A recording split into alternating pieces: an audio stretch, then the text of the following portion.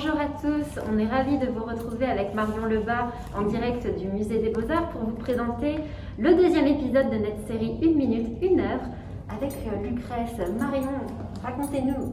C'est un sujet d'actualité, j'allais presque dire, puisqu'il représente une femme qui est en train de se suicider à la suite d'un viol. Donc il s'agit de Lucrèce, une femme de la Rome antique qui était l'épouse d'un général romain. Et elle a été violée par le fils du roi Tarquin Superbe. Et au moment de se donner la mort, juste avant, elle décide de tout raconter à son mari et à ses proches, et elle leur demande de la venger.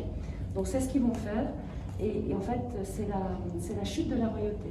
Alors le tableau, lui, il est extrêmement surprenant, parce que, bon, d'abord c'est une huile sur bois.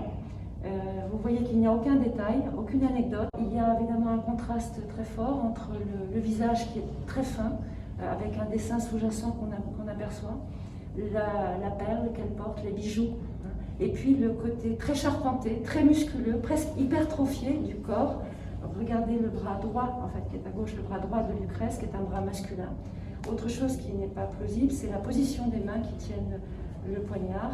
En fait, c'est pas possible, on ne peut pas se suicider, on ne peut pas tenir un poignard de cette façon-là.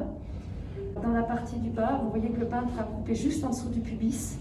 Et ce pubis, il l'a voilé, soi-disant, il l'a voilé d'une écharpe transparente, mais en fait qui ne cache absolument rien, qui au contraire attire le regard. Le peintre qui a fait ça, on le rapproche d'un artiste qui s'appelle Yann Gossert, dit Yann Mabuse. Et cet artiste était réputé pour avoir été en Italie, et il a été influencé par l'art italien, notamment les Michel-Ange. Et donc c'est un art un peu maniériste.